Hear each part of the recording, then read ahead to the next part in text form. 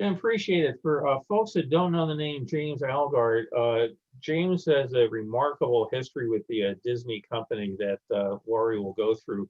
I was very lucky when I started working for Disney back in 1976. I was hired on in Florida, moved out here, and my boss was still back in Florida and didn't get out here for about a month. And I asked him, "What am I supposed to do? I don't know the company, I don't really know the industry and everything." And he said, "Just walk around and get to know people."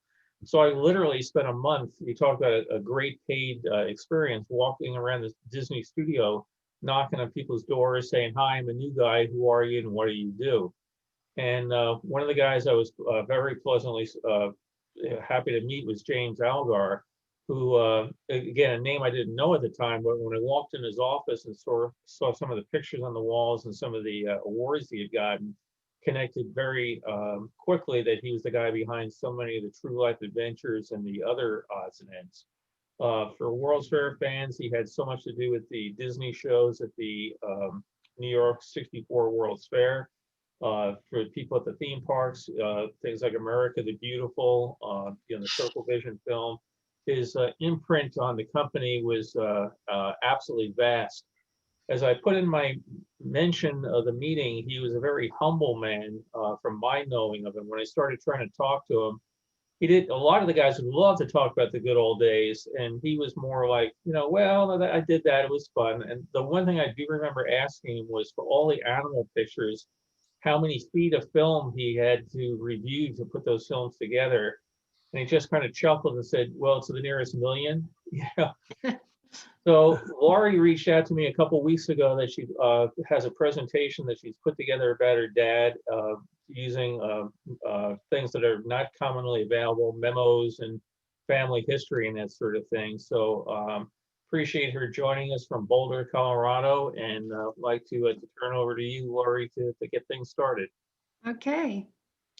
Oh, let me just one quote real quick. I'm going to put everybody else on mute. Again, if you have questions or anything, you'll have to unmute yourself again there, Laurie. But if people have questions, please put them in the chat. Laurie will get to them, at the end of the presentation period. But again, who's ever presenting doesn't get to see them, so you may not get a real-time response on it. So Laurie, if you can unmute yourself again.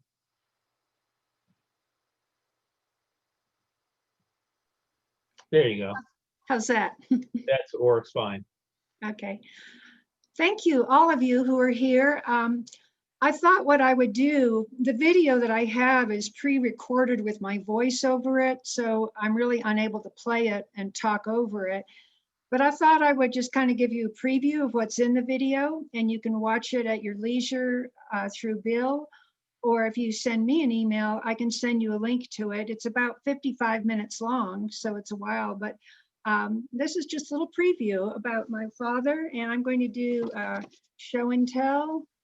There's James at the animation desk.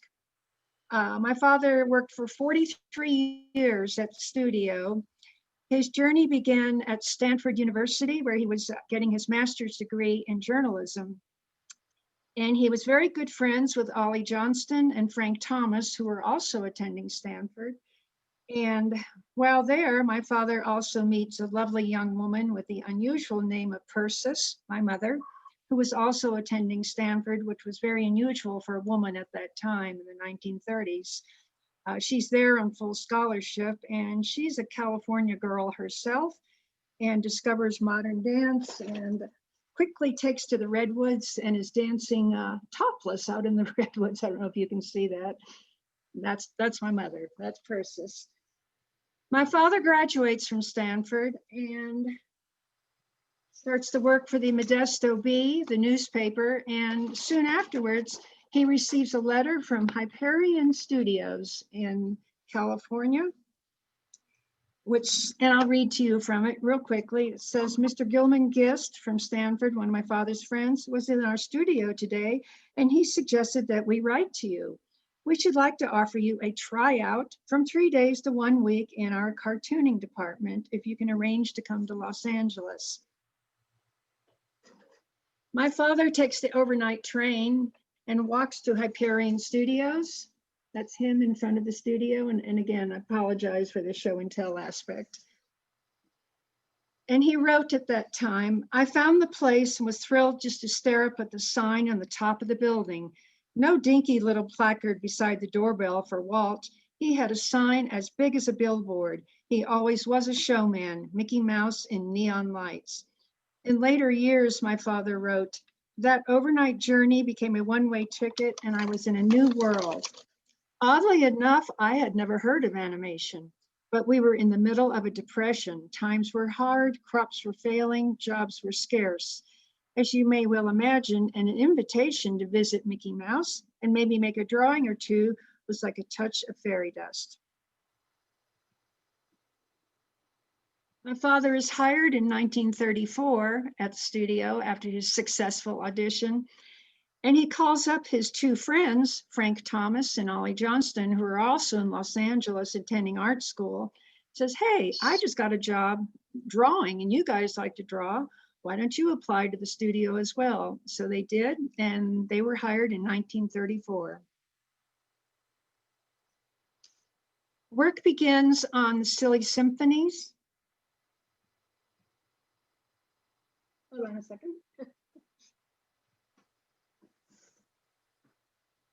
And I do have a drawing from the band concert. My father loved that because he had played that in the Stanford marching band, so he loved music. And I do have letters from my father that he is writing to my mother. And I'm going to read just a few bits from them real quickly. And as I said, this is all in the video, and I'm just touching upon these points.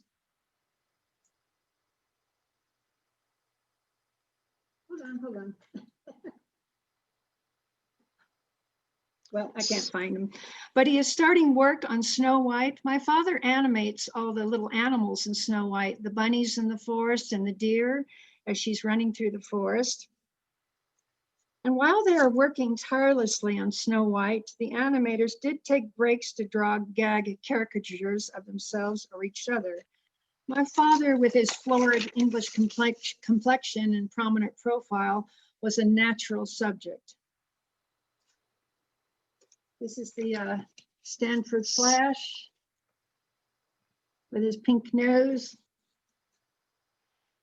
And this is my personal favorite. This is Algar compass for Mickey heads. I don't know if you can see that. And again, these are much better portrayed in the video, so bear with me. My father writes about Snow White. The audience was with the thing for every foot of film.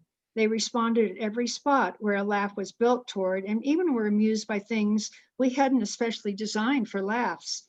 After Snow White has been badly frightened by the imagined terrors in her flight into the woods and falls down sobbing, a wave of relief and sympathetic chuckles greeted the bunnies who find her. My scene. I was pleasantly surprised at how people went for the animals. Their appearance on screen evoked an immediate and genuine response. The dwarves are funnier, but their success depends on consciously built-in humor, whereas the animals have only to appear, a good sign for Bambi. My father also wrote, it has effects in it that surpasses all expectations. Likewise, it has certain scenes that disappoint me. Everyone who worked on it, I know, will feel a certain amount of falling short or having failed in some degree. Walt himself, I am sure, has small heartaches buried in it, but these are things the audience will never see or miss. It should be the smash hit we all have hoped or longed it would be. And indeed, as you know, it was. This is my father played clarinet, as I said, in the Stanford Marching Band, and he also played part-time with the Firehouse 5+2. He would sit in, and this is Ward Kimball's caricature of him that he drew, playing clarinet. Work continues.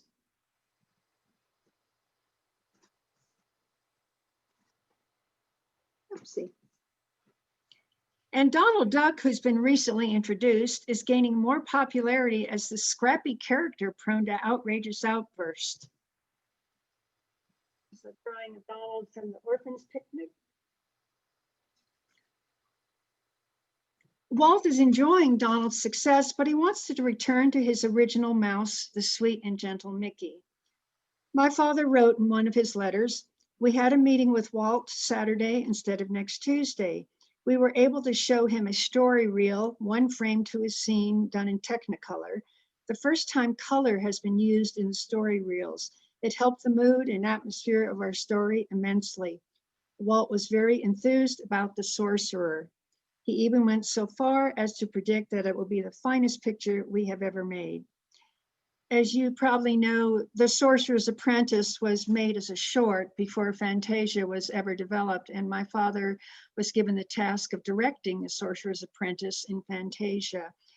I think Walt turned to him because he knew my father loved classical music and could play an instrument and knew music and had experience with storytelling. So he is the director of The Sorcerer's Apprentice,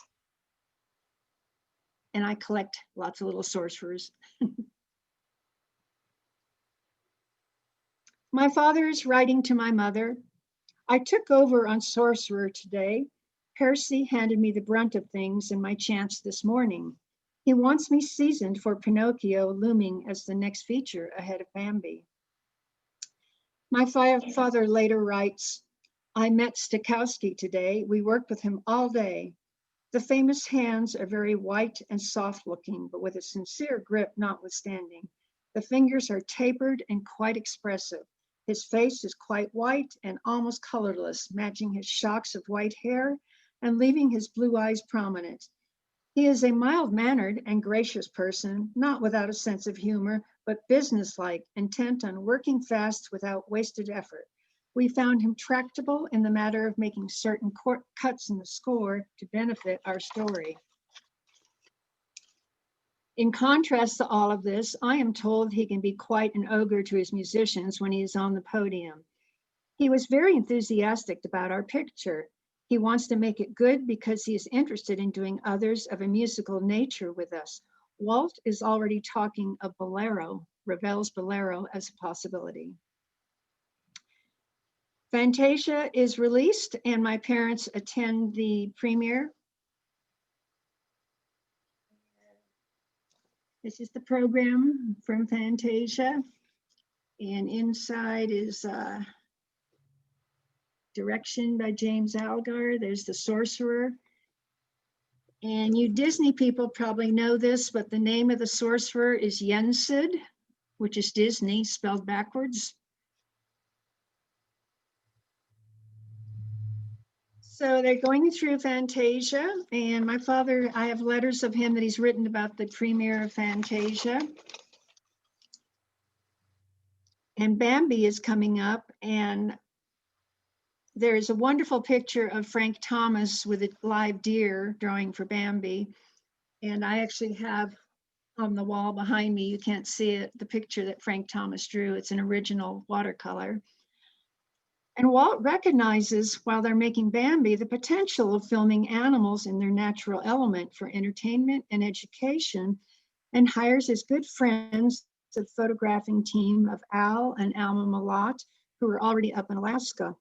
Walt sends my father to Alaska, and numerous memos are flying back and forth. And I have several of these memos. And keep in mind, this is before computers or email, so it's all handwritten, hand-typed memos. In one, my father writes or references, "Walt was well satisfied with the whole thing. I might cite a remark he made with references to the puffins and wildflowers, etc. He observed that they have little to do technically with the story of the seals, yet they are wonderfully interesting to look at, and they definitely round out an audience's impression of that island." My father was asked as the True Lives were starting, what makes a good true life adventure? And he said, it's the endless patience of the photographers. And then, as Bill said, watching endless hours of raw footage of the animals. And my father wrote, right from the start, Walt himself made two very important and basic decisions. One, we would never send a script into the field. Two, we would leave out all references to humans and human habitation, houses, cars, people, fences.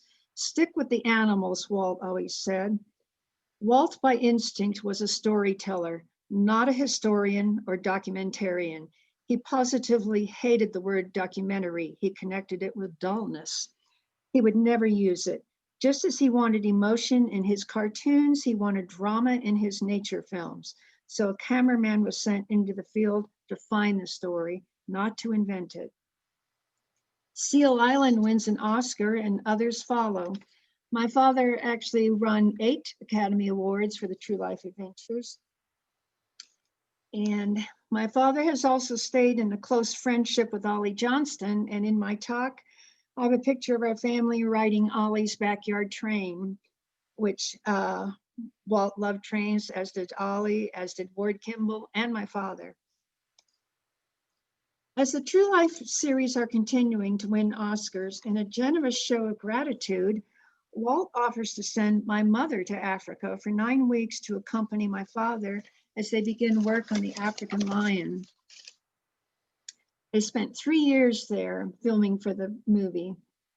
They built a special steel and truck built in Burbank and shipped to Africa, where it served as studio and living quarters for the Mulots. And I have several pictures of their time in Africa.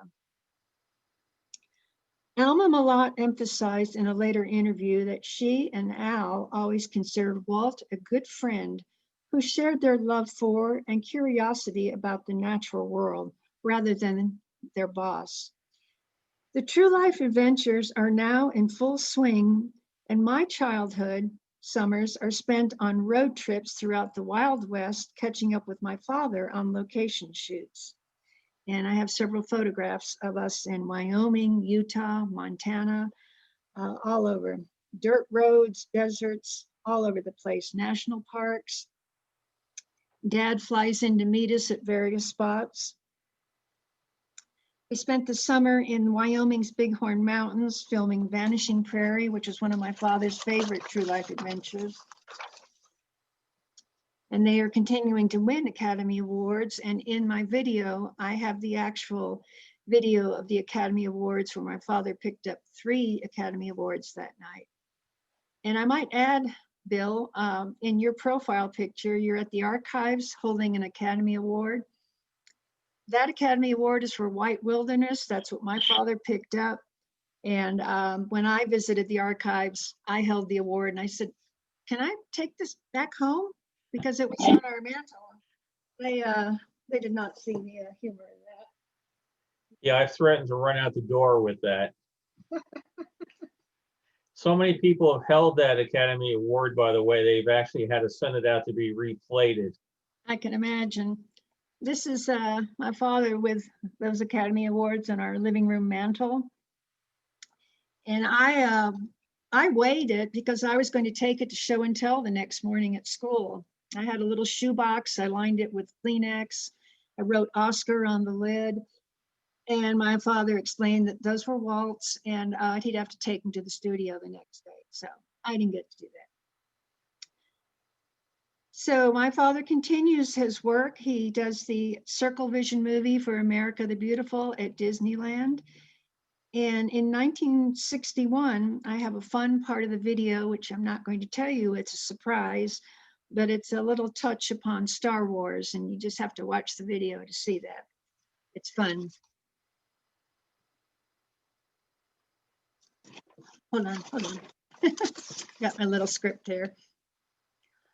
As Bill mentioned, and you all probably know, Walt was always fascinated with new technology and loved to contribute exhibits to the World's Fairs. My father also loved the World's Fairs. We attended the fair in Seattle in 1964. And of course, the New York World's Fair, where Great Moments with Mr. Lincoln was created. Now, I vividly remember this period of my father's career because it was one of the more stressful endeavors, creating the Lincoln figure, and Bill can speak to this as well. Again, this is really before the technology we have today. And my father would come home having 2 drinks instead of 1 and put his head in his hands and talk about Lincoln's head spinning and arms waving, and one time reached up to take his lapels and ripped down the entire front of his suit and wires are popping out. And My father's like, dear God, this is never going to work.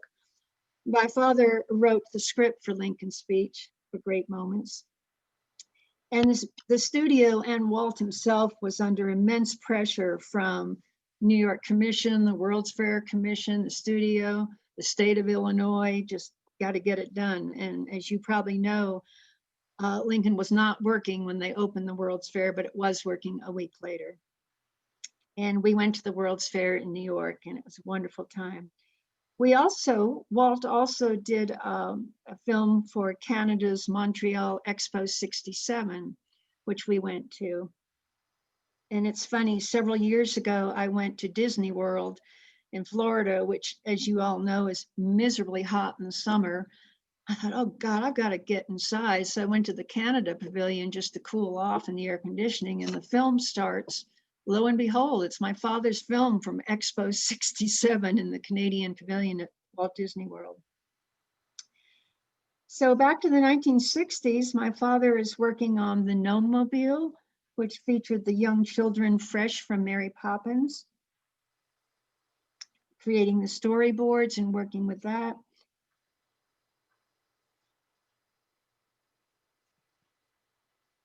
My father also works on the sweet little movie Rascal, and I have the book that he used as a source material because my father kept it.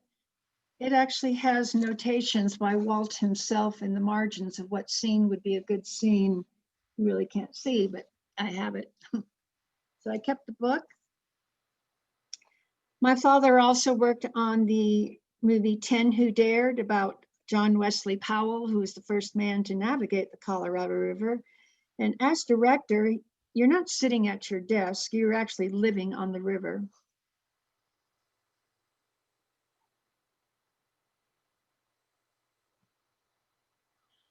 And I have great pictures in the video of my father in full life jacket and scruffy beard and always was impeccably dressed at the studio, but living on the Colorado River for weeks at a time. He got pretty down and dirty. Towards the end of his career, my father worked on The Incredible Journey, the original one, not the one with the talking animals. And at the urging of the cast and crew, we acquired a Siamese cat as a pet. When Walt died suddenly in 1966, and again, anniversary a few days ago, my father wrote at the time, I remember the last time I saw Walt, the mark of death was upon him, though I only knew that later. He had been in the hospital across the street, St. Joseph's, and one lung had been removed. Suddenly he was back in his office, I think against doctor's orders, and he was calling story meetings. I was called in to see what inventory I could manage in my quarter. He looked terrible, white, drawn, haggard. The dark hair beginning to gray seemed darker than usual. The eyes were burning. There was no smile. He probably was in pain. Did Walt Disney know he was going to die? I don't know that. We were told nothing of his illness. When we heard the news in December, grown men stood around and cried. We had lost a leader and a friend.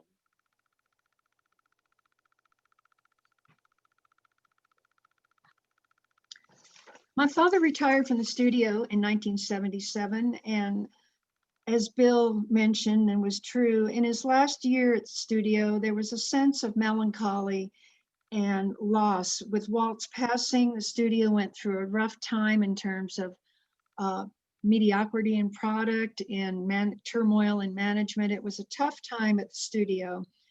And I remember my father fulfilling his contract, but feeling frustrated that the old timers were being overlooked with their wisdom and their creativity for these newcomers coming in. So it was a tough time for the studio. And my father was glad to leave at that time. He had spent 43 years in an amazing variety in his career with animation, producing, directing, writing. So he thoroughly loved working there, don't get me wrong, but he was glad to close the chapter once it was over and once Walt was gone. The rest of my talk that I have, I've given this talk at the Disney Family Museum, at Lucasfilms. I was invited to Pixar and met Pete Docter. So it's been a wonderful adventure for me. to share my stories. And again, I have a lot more things in the video. I'm just touching upon some things here. And I am personally grateful to Walt Disney. That's Walt with my dad, for his joyful inspiration from my father to create Disney magic for 43 years. And I'm very grateful to have such a wonderful creative father who is gone, but that's a picture of him wearing his beloved tweed cap. But as I say, when talking about Sorcerer's Apprentice, it's the sorcerer's hat, remember, that gives Mickey his magical powers. So my father's gone, but I kept that. So I will always have the magic. And that's kind of it. I also was honored to visit studios several times. I worked there summers during college, as did my brothers, and was honored to visit the Walt's office that they have recreated. So I've got some great photographs of that. And I hope you've enjoyed this brief scattered preview of the talk, and I hope you can watch the video at your convenience. If you want to send me an email, I'm happy to get it. It's lauriealgar@gmail.com, or I'm sure you could contact Bill. And that's it for me. Well, we're not done with you by a long shot. I'm sure All there's right. a lot of you know, appreciate you doing it. And the video is really good. It runs about 52 minutes and starts off. Laurie's having some beautiful scenery, making me wish I was out there in, you know, Colorado or wherever with you. But, you know, it's interesting. You get to know people by certain things. And as I mentioned, when I met your dad, my first reaction was the True Life Adventure Man. And I had no idea about his whole animation background until I had done some additional research. You know, people got pigeonholed at certain points, and he was the animal guy. But Right. for him to get a letter from Disney asking him to come down and audition is just mind-boggling, because people were breaking doors down. They were doing everything they could to try to get their foot in the door. And Right. he asked, "Hey, could you come down for 3 days at your own expense, by the way? Of We're not going course. to pay for your ticket. We're not going to pay for your hotel." And then he ended up staying 43 years. Exactly. It's just remarkable. And I also didn't realize he had done all the work on the little animals in Snow White. I'd known about Bambi and some of the other things, but Mhm. you know, the over the years I've had the pleasure of owning some cells in that. And they have the crevassier setups with the little animals, and they're all scattered around on the logs in the forest and everything. And That's my dad. yeah, it had, as you said in, you know, reading the letters, the dwarfs were constructed for one reason, but the animals added a whole different set of, I guess you'd say, empathy for Snow White and Sure. you know, what she's going through in the woods. So amazing career, and I appreciate your sharing it with us. Oh, I'm happy to do so. I So, would love to do it. I'd love to do it in person these days, but that's not. yeah, exactly. So I encourage folks, if you have questions, you can use the raise your hand button, or actually just wave frantically, and I'll look for you and we'll unmute you. But again, feel free to Oh, I fire see away. hand. Kurt, you've got a question there. So Mute. Yeah, we're not going to see the video now. We have time. well, it runs about 52 minutes. So what I'd like to do is we'll provide the link to it, and then people can watch it at their leisure. It's really got some great footage in it, and some great memories. I just thought we'd take advantage of being interactive now if people had particular questions, because I don't know if we start now and hang on to it, how long things will be running. And I Yeah. know a few people did send me notes saying that they only had a shorter period of time because they do have to get ready for the holidays. I'd be happy to come back at another time after the video. Happy to do that. So. Yeah, we can do that. We can throw. As a matter of fact, next Saturday, what I thought I'm going to do is do a thing on Disney Christmas. The people Mhm. complaining that Disney Plus has all the greatest Mandalorian things, but they don't have Sandy and Disneyland from 1976 or some of those things. So I thought next Saturday, on Boxing Day in England, I would throw some clips from some of the old Disneyland Christmas parades, that sort of thing. So if people can during the next week watch it, or we'll catch up with Laurie. And again, okay, Carol has a question. I'll be right with you. I cannot ignore her. But yeah, it's an amazing career. Carol? Laurie, I'm just curious. You said you have 3 brothers. Did Yes. any of the siblings follow in your father's footsteps in the business? No, amazingly, my youngest, I'm the youngest in the family. I'm the only girl. The youngest brother did get his master's in broadcast journalism, worked for some magazines in California, but none of us followed in his footsteps. I don't know if we felt, intimidated or overwhelmed, but we all chose different paths, although we all love film. We're all historians, but none of us really pursued that. I am an artist with mosaics, but I can't draw to save my life. 2 of my brothers Art are comes in many forms. Art comes in many forms. I used to teach school after I left Disney, and I have things around the house made of cardboard and rocks and all There sorts you of go. things. So Mixed media. yes, exactly. But I admire your family and what your father accomplished. It was wonderful. I met Bill at the studio. What year was it, Bill? 77. Oh 77. gosh. We were both working there, and we had a magical time with Disney before it came to an end. But anyway, I think that's wonderful what your father did. Thank you. Thank you. The studio was a magical place.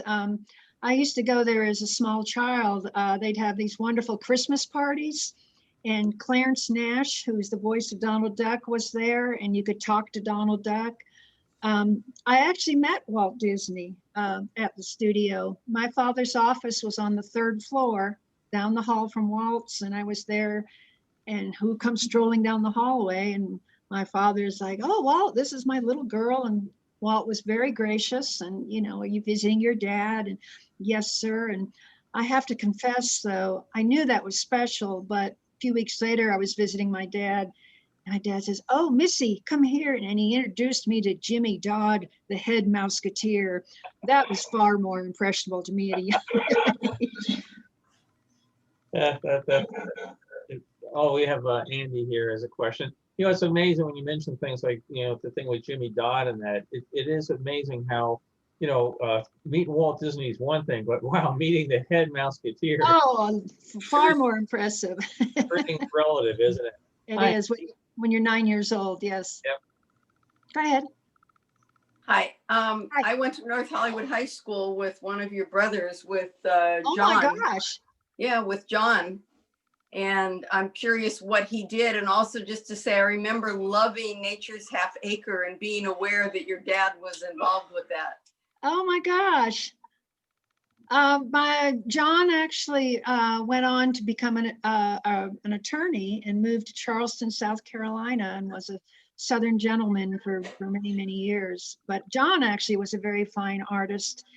And a lot of the photographs in my video are his pictures as a teenager. He was kind of the designated photographer. So, well, gosh, yay, go Huskies. Yes. Speaking of Nature's Wonderland, did he have anything to do with the attraction at Disneyland, the mine train in Nature's Wonderland? Yes and no. They're actually derivative of the True Life Adventures. Living Desert, going through the, I don't know if the painted pools are still there. I don't think they are in the tunnel. I don't think he had anything directly to do, because that was more of an engineering, but they were based on the films. The music, as you, I think, on the train go through the tunnel, is from the Grand Canyon Suite, which was one of his films. That was an interesting project. That's leftover footage that they had, and I don't know if Walt or my father said, we could put together a little short and find the music and beautiful photography of the Grand Canyon, and it won an Academy Award, but it's not considered a true life adventure per se. Yeah, now you mentioned, which one did you say was your dad's favorite of them? Vanishing Prairie. Right. That's the one with the giant fire scene in it, correct? Mm-hmm. How did they, they didn't set that fire for the movie, did they? No comment. I don't know the answer to that. I've been asked also about the infamous lemmings scene in Seal Island. Did they really throw them? So I just kind of pivot and skirt that. So wisely Yeah, done. like if you go to a Disney thing and people have to ask about Song of the South, you have to learn to tap dance real quick. Literally. But Yeah. no, I mean, some fantastic footage. And as I mentioned to you when we were talking the other day, the combination of the footage and the narration, Winston Hibbler, I thought added immensely to those. So do you have any memories of your dad and Winston working together? Absolutely. They were actually very close friends. Hibby, everybody had a nickname at the studio, which was funny to me. My father was very close to Winston and his family, but didn't really socialize a lot. It was a job, and they came home at night, and not a lot of partying or socialization. But I've actually gotten back in touch with Missy Hibbler, who is Winston's daughter, recently. And we're part of a group now, the Disney Daughters, and JP O'Connor is one. So it's kind of fun to reconnect. But no, my father was very close to Winston and that very distinctive voice. The story that I heard about that, and Missy told me this, for Seal Island, Walt had hired a radio announcer as the narrator, and he only turned to Winston to do a little kind of be real, promo just to get it on tape. And he took it home to Lillian. Lillian, I'm working on this movie about seals. And then he brought back the tape with the radio announcer, and she goes, well, what happened to that first guy? I liked him much better. That was Winston Hibbler. And Walt said, oh, okay. So they, Winston almost didn't get the job, but Lillian said, no, he's much better, much better. That's fascinating. You don't realize those little things when you don't have the inside connection like that.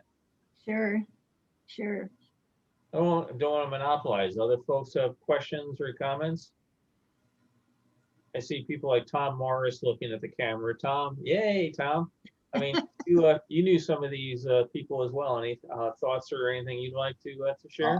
I'd like to hear the George Lucas story.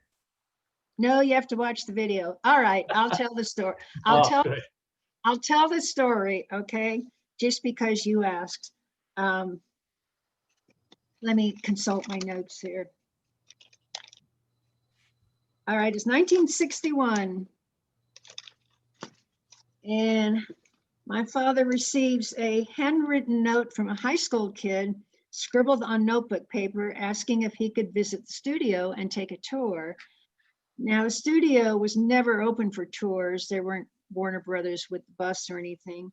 And my father could have easily ignored the note or turned it over to the public relations for the standard Walt autograph card. But he recognized the kid's family from his hometown of Modesto, California, and he took the time to write back. And we have all these notes and these letters. Dear George, I have arranged for you and your friend to take a tour through the studio on March 28th at 1:30. If you will come to the main gate a few minutes ahead of time, the tour guide will meet you there. And young George, being raised right, took the time to write a thank you note back. Dear Mr. Algar, thank you very much for the tour. It was really interesting and I really enjoyed it. And years later, after my father died, we came across my father's files. He had kept these notes. And my brother John sent them to Lucasfilms and said, I don't know if you remember this, but we found these in my father's files, and we got a reply from George. He said, thank you very much for sending the letters you found in your father's papers. It takes me back to a long time ago in a galaxy far, far away. Your father was my first introduction to the film business and therefore played an important role in my career choice. I will always remember him fondly, and again, I appreciate your kindness. So for all the Star Wars fans out there, on behalf of my father, you're very welcome. Now, have we gotten a Star Wars t-shirt yet? No. But I have been to Lucasfilms actually a few times now. I made a friend there, and he took me up to Skywalker Ranch also. So there are some perks in there, but no. And then in later years, my father kept in his journal observations about Star Wars and that this young kid that I met, and now he is the new Walt Disney and with this film. So it's kind of cool. So that's a little George Lucas connection there that we have. That's an amazing story. Yeah, you mentioned back, when your dad left in '77, it was a really tough time at Disney with the old timers being pushed out. And there were so many people like Lucas and Spielberg and others who were bringing story ideas to Disney. I've got this great idea about this alien that comes back from gets stuck on Earth. And the Disney executives at that time didn't want to do it. They were so busy doing Herbie Goes Bananas or The Devil and Max Devlin, and you just stop and think about, God, what it could have been. Now, of course, Disney ends up owning almost everything now today. It's But kind of the I, supreme irony to me. yeah, no, I mean, Carol went through some of the same thing when, the Eisner era came in. I had left Disney at that time. I was at Warner Brothers, but Carol went through the same thing. The Eisner crew came in, and if you had any sort of tenure at the studio, you were viewed as poisoned, old-fashioned fogey.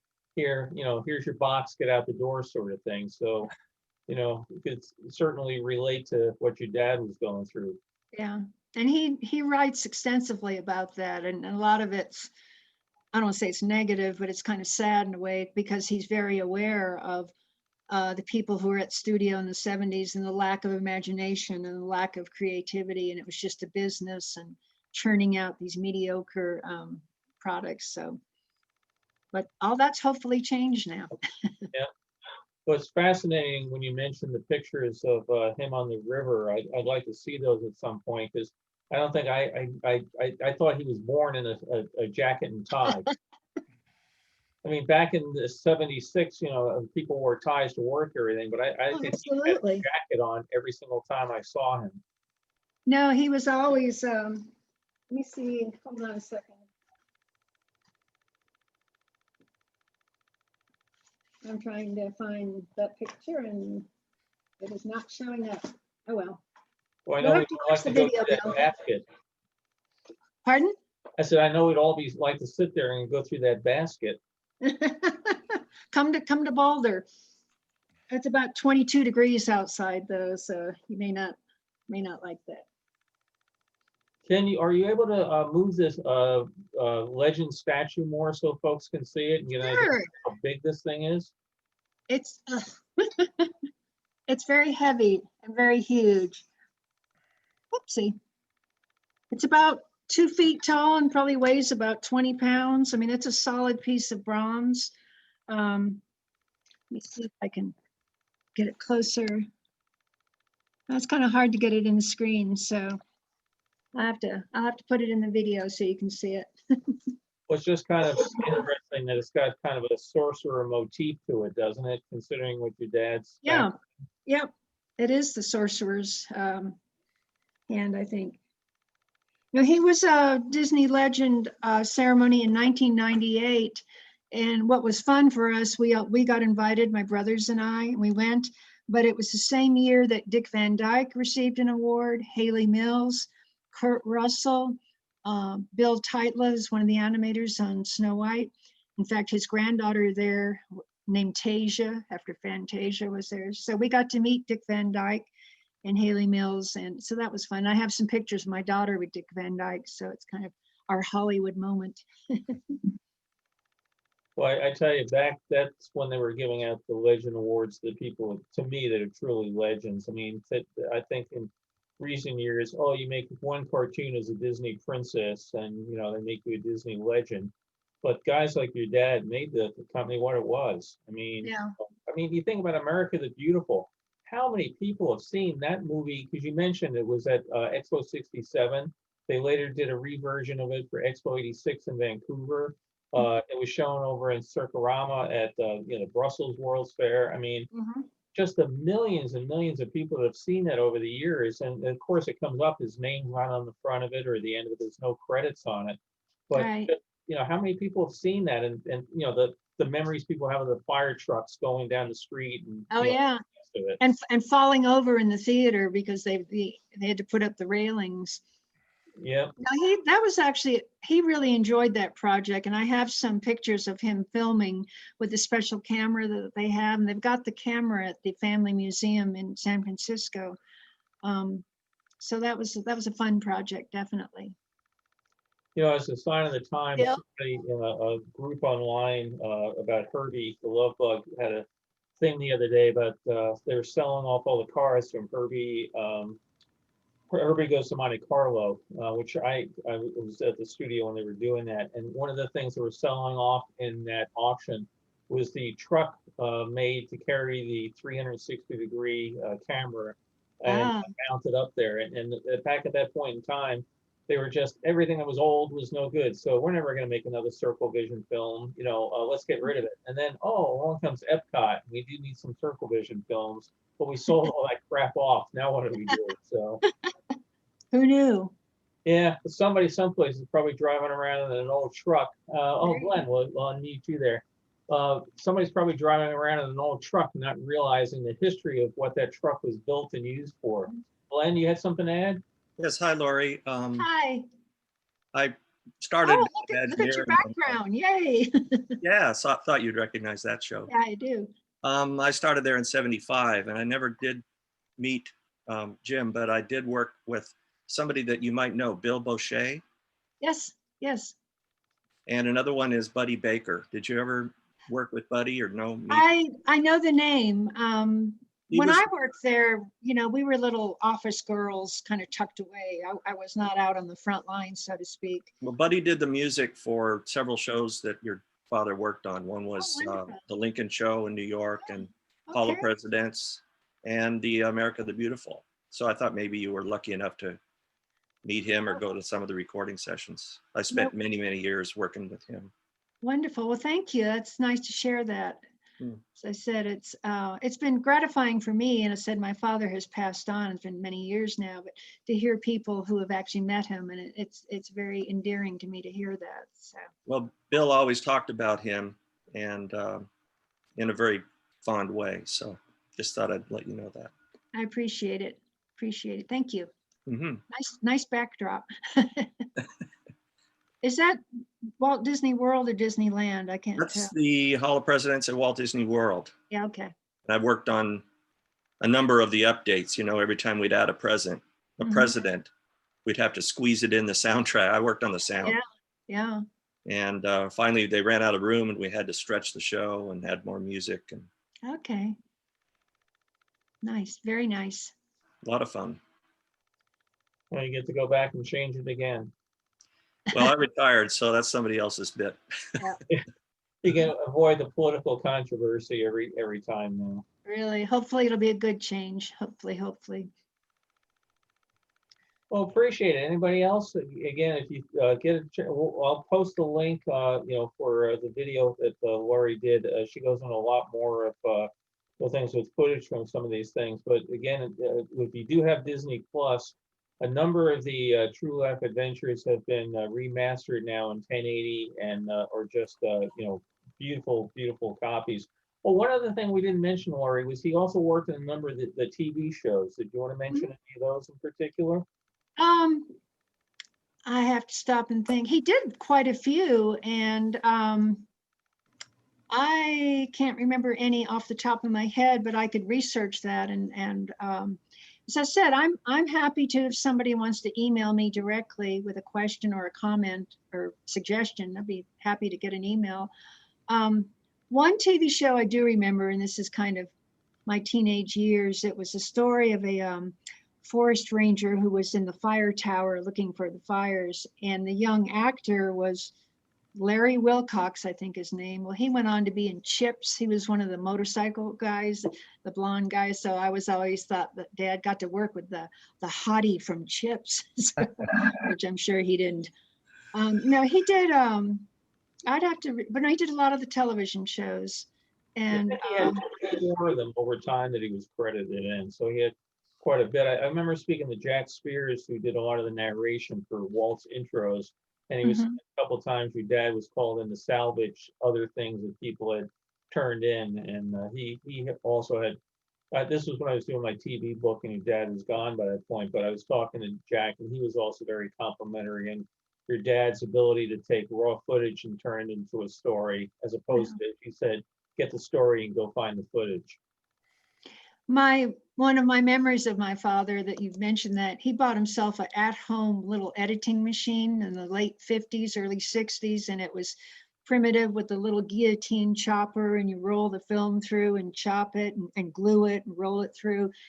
And what I remember is him sitting there on a weekend morning with a cup of coffee doing this and murmuring to himself, doesn't tell the story, chop, doesn't tell the story, chop, doesn't tell, glue.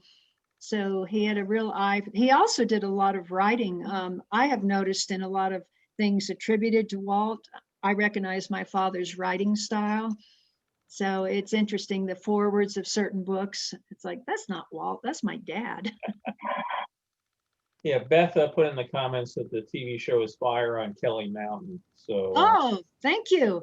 and hopefully he didn't start that fire either. I just, Oh, no, no, somebody no, no. had fires. I don't know. No, those are Hollywood fires. They're not real. Bill, this is Kathy Gregory. Hi, Wanted to Kathy. mention, hi there, wanted to mention something I posted on your page last night as to where some of those wild adventures end up. I'm a Washingtonian originally, and in the early 60s in the Olympic National Park where the Olympic elk was filmed, every night at the campfires in the Olympic National Park, they would play that movie. So I saw that short a lot of times, and it was a wonderful show as well. So I wanted to thank your dad posthumously for that. Thank you. That's lovely. Actually, it's funny that you mentioned that. A lot of the true life adventures, in a wise marketing move, were released to the LA school system, and they were shown in science class, which, you know, I was in junior high and mortified, like, oh, look, Laurie, it's your dad, and here come the beavers, and oh, look, they're the, and I'm like, hey, my dad won 8 Academy Awards, so be quiet. So That's, fun times. I didn't realize it was 8. That's quite a number. Actually, he won 9, 8 for the True Life Adventures, and then 9th for Grand Canyon Suite, I believe. Oh, wow. Okay. Yeah. Well, I'm glad they let us hold the White Wilderness when you go to the archives. And have you been back to the studio to visit your dad's marker at the Legends Oh Plaza? yeah, I've got it in the video. Yep. He's right beneath Roy Disney, actually. Yeah, for folks that Actually, aren't familiar with it, outside the Team Disney building, which has the giant 7 dwarfs on it, there's a plaza. It used to have a reflecting pool, but now it's a walking plaza. And they have plaques of the people that were still alive to put their handprints or, you know, facsimile the signatures. But each of the people that has a legend is memorialized out there in the plaza. It's a great spot to visit. Wayne, you have your hand up? Yeah, it just occurred to me that I think the place where I originally saw the True Life Adventures was on TV, but I'm curious if they were ever shown in theaters. yes, they were. They were usually shown as what was called a short before the main feature. Back in the day when, you know, you could get 2 movies the price of one. They were shown in theaters. They were released to the theater, but very briefly. And then, as I said, they were shown primarily on TV, and then the LA school system had them for several years, and there were some proceeds, but they were never a huge money-making project. But I think what's important to realize, and Disney kind of began the whole nature film business. You know, there was only National Geographic, a printed material. There were no nature films, no documentaries. So he was really the first to kind of think that nature could be an entertaining and lucrative, if you will, endeavor. So he's kind of credited in a way. And my father remarks on this in some journals of kind of starting this whole ecology movement and looking at nature and the impact of man on nature. So in fact, I met, I can't think of his name, who was doing the Disney nature films recently, the panda bear in China. And gosh, I can't think of his name. But anyway, so that's kind of a fun thing that Disney started all that nature entertainment and education. Oh, it was a real reach. I mean, back at the time, they were doing Mickey Mouse and Donald Duck cartoons and something. All of a sudden, have a bunch of seals living on a rock and jumping off the water in Alaska was astonishing. And Um, when you and I were talking the other day, I've watched them all. I mean, I just, some of them are great, Jungle Cat and African Lion. And my yeah. favorite still is the footage of the bears falling down the hill in the snow, Yeah. or, I, otters jumping into, river banks and stuff. I mean, there's some fantastic stuff in there. I have that in the video. There's actually a famous story that some woman asked Walt Disney about the nature films. How do you get all the animals to work with that music? How do you get them to move to all the music? And I don't know what the answer was. I think that's one of the 2-night drinks when you get home. Exactly, exactly. The answer is they write the music after. they've got Yes, I know. I know that, and you know that.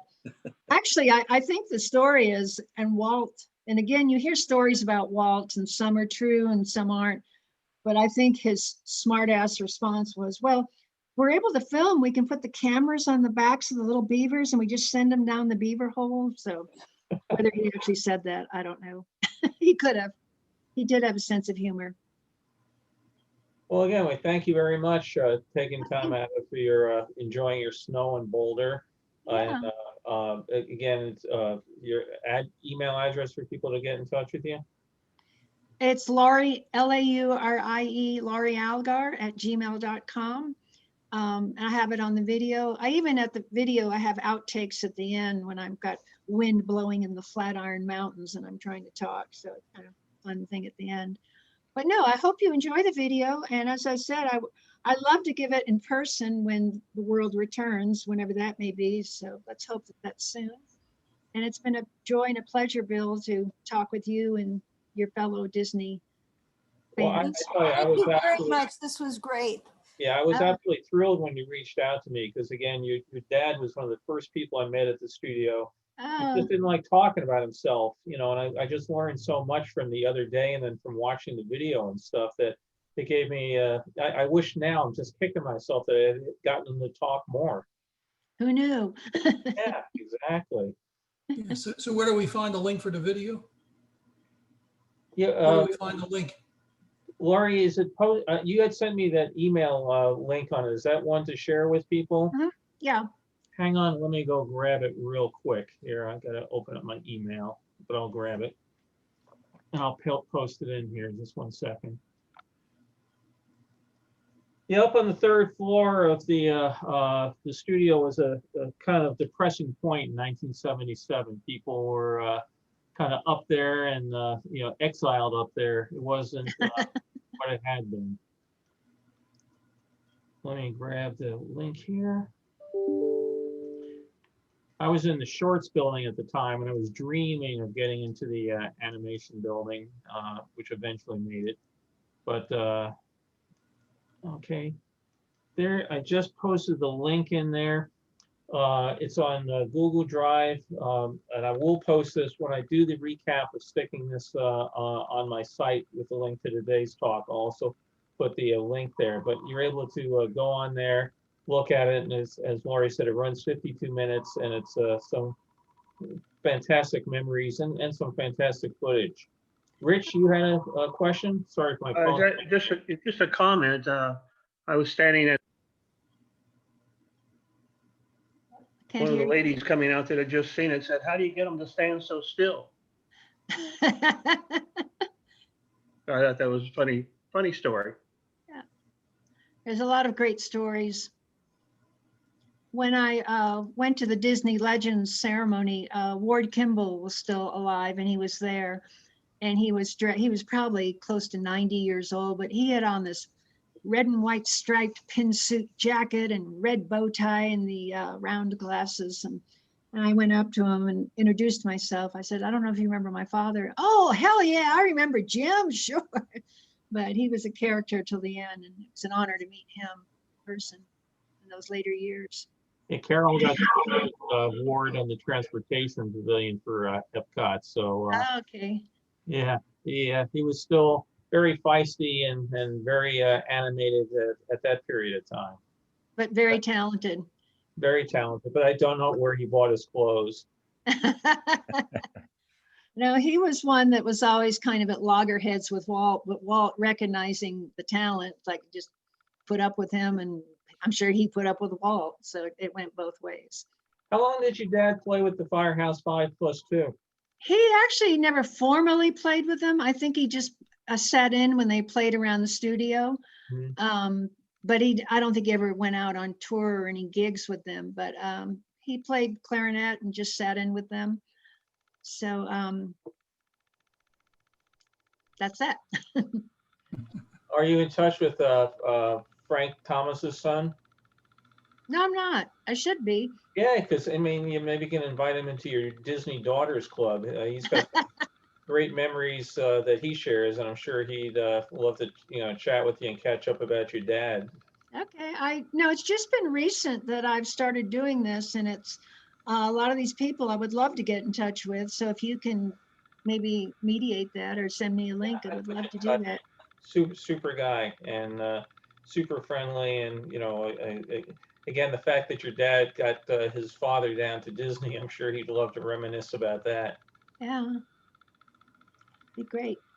Well, thanks all. Appreciate it. Again, next Saturday, if everybody, if Santa brings you any great Mickey items or anything you'd like to just do a show and tell, I just thought keep the momentum going. As I said, there's a whole bunch of Disney cartoons, lots of the old Disney parades, and I mean, you start thinking about how many TV shows Disney's done to capitalize on the Christmas holidays. It's quite a few. So. We won't be able to see them all because we'd be there for a week or so solid, but there's some really funny kitschy stuff of Sandy Duncan dancing through Disneyland with Geppetto and other odds and ends that people might get a kick out of. Again, things that we won't see on Disney Plus for a little while at least yet. So thank everybody for joining, and hope everybody stays warm wherever you are. If you're out here in LA, I hope you don't blow away, or it's 80 degrees tomorrow, so. Oh gosh. Yeah, 81 on Monday, I think. But thanks, Bill. I've got snow and ice here. hey, the trouble is we're all worried. 81, does that bring fire? So yeah, that's true. Yeah. So Well, thank you. If it's burning you, here, we'll everyone. treat for some snow. But again, thanks so much, Laurie. Appreciate it. Sure. And I also see a Bruce. Is that your husband there, or Bruce Algar? No relation, huh? Now, Bruce Algar. Oh. Bruce is my brother, my oldest brother. Yeah. Anything you'd like to say, Bruce? Did she make a lot of mistakes or anything you need to correct her on? You're muted. Okay. No, I am the oldest of the siblings, as we say, and have followed my sister. Have followed my sister's career. I'm kind of her, her band groupie when she goes on the road sometime. But no, she got it all right. I have some similar memories from having worked at the studio for about 8 or 9 months between high school and college, and it was much as she describes it, kind of amazing and wild and difficult to comprehend sometimes. Anyhow, she's done a good job. I'm proud of her. Oh, thank you. Great. Well, thanks again, all, and hope everybody has a great holiday week, and look forward to seeing those of you that are with us next week. And I'll post this online. So have a great day, all. Thanks. Okay, bye-bye, Bye-bye. Bill. Thank Bye-bye. you. Oh, thanks, Laurie. Thanks all. Bye.